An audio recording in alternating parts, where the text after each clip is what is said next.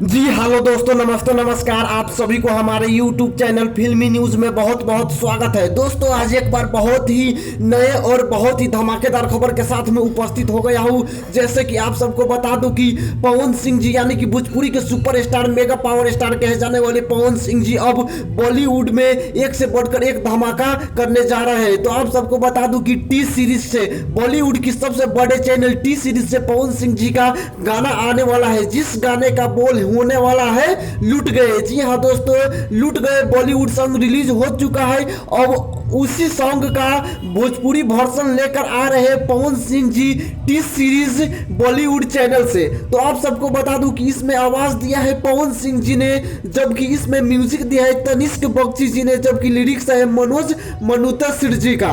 वही इसमें बात की जाए तो इमरान हाशमी जी और युक्ति जी की जोड़ी देखने को मिलने वाली है। वही बात करें इस गाना की कब रिलीज होगा, तो आप सबको बता दूं कि यह गाना 15 अक्टूबर को सुबह 11 बजे टी सीरीज पे आप सब देखना ना भूले। अगर आप सबको वीडियो पसंद है तो वीडियो को लाइक करके चैनल को सब्सक्राइब